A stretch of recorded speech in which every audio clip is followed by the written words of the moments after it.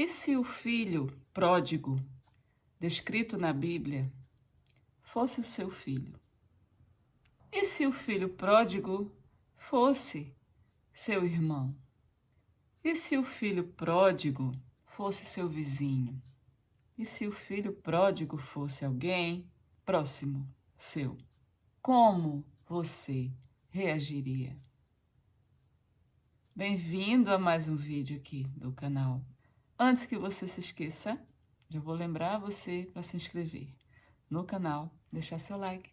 Assim esse vídeo poderá ser visto por mais pessoas. Nesse vídeo, quero trazer para você uma reflexão. Centenas de vezes eu ouvi pessoas pregando sobre essa passagem da Bíblia e o foco delas sempre foi falar no pecado do filho pródigo. O foco de todas as mensagens que eu ouvi a respeito dessa passagem da Bíblia foi com foco no pecado e no arrependimento. Foi com foco em o filho rebelde. Mas eu comecei a ter um olhar diferente para essa passagem bíblica. E eu comecei a entender, primeiro, que os dois filhos desse homem, desse pai do filho pródigo, que tinha um irmão, eu comecei a entender que esses dois filhos representam os dois tipos de pessoas diante da vida. Como assim, Ru? Assim. Um filho seguiu as regras da sociedade, da religião, da família. Ficou em casa, nunca decepcionou ninguém, na visão dele, né? Nunca foi rebelde. Sempre fez o que se esperava dele. Enquanto que o outro filho, chamado rebelde, rompeu com uma casa, rompeu com as regras, rompeu com o que se esperava dele.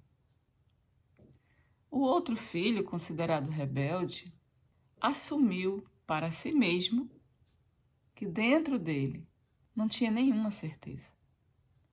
Dentro dele só haviam perguntas sem respostas. E ele saiu de casa atrás dessas respostas. Sabe, gente, o sair de casa, essa parábola tem uma riqueza muito grande, porque o sair de casa, na minha visão, é o que todos nós deveríamos fazer. Sair de casa é parar de aceitar as certezas de todos os outros. Sair de casa é começar um processo longo e desconhecido e dolorido de autoconhecimento. O processo de autoconhecimento exige coragem. O processo de autoconhecimento exige um profundo respeito pela bagunça presente na nossa alma. Um processo de autoconhecimento exige coragem e determinação. Enquanto todas as pessoas que eu ouvi falando mal do filho que se foi, meu olhar se volta para o filho que ficou, obedecendo todas as regras, e se volta também para esse pai, e se volta também para essa casa. A passagem bíblica fala do pai, fala do filho que ficou, fala do filho que foi embora, mas tá faltando um personagem aí nessa família, concorda? hora nenhuma, a mãe desses meninos é mencionada. Não sabemos se esse pai é viúvo, enfim, só que ela não é mencionada, ou seja, nessa história, essa mãe está excluída. Vemos uma exclusão da mãe. Esses filhos não foram feitos só pelo pai. Então, essa mãe aí, que não foi mencionada, ela está excluída. Ou seja, já vemos uma razão muito forte para essas desordens. Porque a desordem não está presente apenas no filho que saiu. A desordem está presente no pai e está presente no filho que ficou. Porque se você já leu essa passagem, você sabe que o filho que ficou não celebrou, não se alegrou com o retorno e com a transformação do seu próprio irmão. A família é formada por uma trindade: mamãe, papai e o filho. A mãe simboliza a vida, a nutrição, o dinheiro, os relacionamentos, como eu me relaciono com o meu irmão, como eu me relaciono com meu pai, como eu me relaciono comigo mesmo, como eu acredito no meu sonho, como eu conheço a minha essência, como eu me conecto comigo mesmo ou não me conecto, ou não me relaciono com o outro. A mãe é a vida. E o pai simboliza o mundo, o mundo.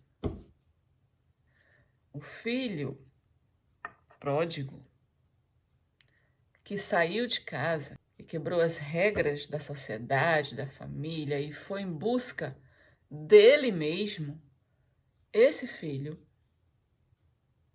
tomou o pai dele. Ele saiu de casa para conquistar o mundo. E quando a gente sai de casa, o sair de casa significa também que a casa é um ambiente insuportável. O filho desse casal aqui sai de casa porque a casa sufoca. Não é possível ficar na casa. Por isso que o mais corajoso sai de casa. Na parábola, ele saiu de casa literalmente, mas existem filhos e filhos e filhas que saem de casa permanecendo em casa. Só que eles se permitem começar um processo de autoconhecimento. Eles se permitem começar a questionar. Eles se permitem começar a pisar um caminho em direção à essência deles. Isso é lindo. O nome disso é construir o amor próprio. Saber quem você é. Qual é o seu propósito nessa vida? Quem você é? Para isso, muitas vezes é preciso se afastar. Esse filho saiu de casa. Foi em busca dele, foi em busca de se conhecer. E ele encontrou o autoconhecimento. Ele encontrou uma renovação. E ele encontrou a transformação. Por que ele encontrou a transformação? Porque ele buscou a transformação. Ele buscou respostas para milhares de perguntas que ele tinha. Ele saiu da zona de conforto. Ele saiu da dor conhecida. A casa era um ambiente de dor para esse filho. Porém, a casa também era um ambiente de dor para o filho que ficou.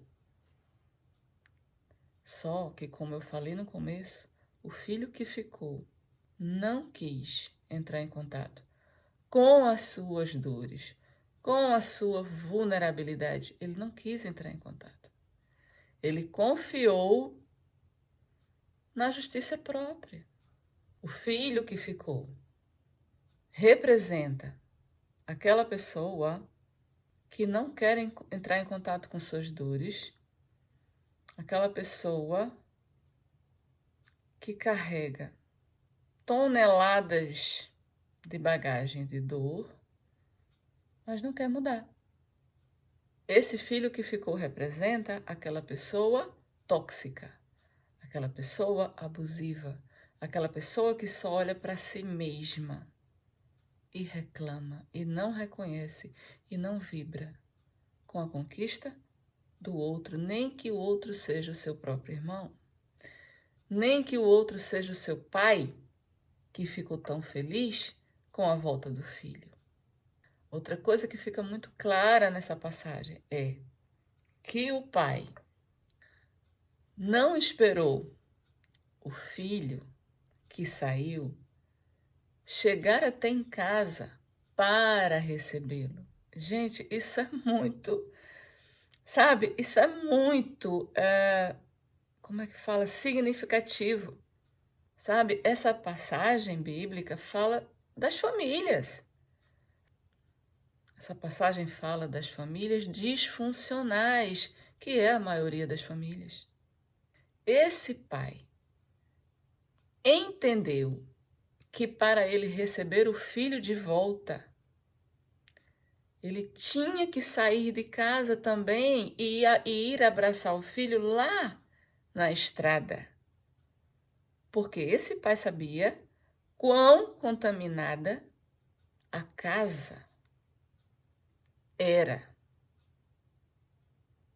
quão sufocante, quão tóxica essa casa era.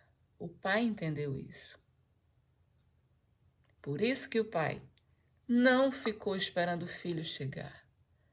O pai precisava de um momento a sós com o filho renovado. Isso é muito lindo, gente, porque eu vejo a humildade no filho que saiu em reconhecer que a vida estava insuportável, que a casa estava insuportável, que ele precisava buscar respostas. Só quem é humilde reconhece que precisa fazer algo diferente ou fazer tudo diferente em busca de respostas, em busca de ajuda. Então eu vejo humildade no filho pródigo e eu vejo humildade no pai que saiu de casa e andou até o seu filho para celebrar a volta dele fora de casa. Eu só não vejo humildade no filho que ficou. O filho considerado certinho e exemplar pelas pessoas à sua volta. Outra pergunta me veio: e se fosse eu a vizinha dessa família? E se fosse eu a amiga desse pai? E se fosse você, quando esse pai todo feliz chegasse para você dizendo: o meu filho voltou, como você reagiria? Você reagiria como pai? Celebraria com sinceridade? Ou você reagiria como o irmão que ficou? Você receberia esse filho com o coração aberto? Com um coração novo também? Ou você receberia esse filho pensando assim: já me decepcionou muito uma vez, tenho que ficar com a guarda levantada porque ele pode fazer de novo? Quantas vezes será que a gente já não repeliu alguém que saiu da nossa vida e a reconciliação não aconteceu por nossa causa. Por causa do medo de ser ferido de novo, a gente não se reconciliou. Quantas vezes será que uma reconciliação não aconteceu na sua vida por sua causa? Essa é a pergunta que eu trago para você. Quantas vezes a desconfiança sua impediu a volta de alguém muito importante para a sua vida? Se esse pai não tivesse ligado o botão da humildade, não teria havido festa, não teria havido celebração, não teria havido reconciliação. Sabe, gente, eu, como terapeuta que sou, e a base do meu atendimento é a visão sistêmica, eu lhe asseguro que constelação familiar não é religião. Porém, quanto mais eu me aprofundo nelas, mais eu vejo semelhança entre ela e algumas passagens de cura, de amor, de falas da Bíblia. A constelação não é religião, porém a constelação é Deus purinho, em ação. A constelação é amor na prática. Porque as linhas terapêuticas todas têm um único objetivo, que é o relacionamento. Principalmente relacionamento na família. Porém, é na família, é dentro da família que as maiores feridas são fabricadas. É dentro da família que as maiores feridas são feitas, são criadas. E essa é uma história onde vemos a falta da personagem, que é o nosso primeiro relacionamento, que é a mamãe. E o meu objetivo com esse vídeo é fazer você refletir. Se fosse você, no lugar desse pai, como você teria recebido esse filho? Você teria usufruído da reconciliação? Ou você teria feito uma festa apenas para os amigos verem? E dentro de você teria ficado tudo mascarado e com 1000 pés atrás. Como teria sido com você? Para usar a linguagem bíblica, você teria recebido a bênção do retorno do seu filho e uma convivência com ele a partir desse dia, ou você teria parado no tempo, congelado no dia que ele foi embora e ficado na arrogância, conservando e alimentando a sua dor.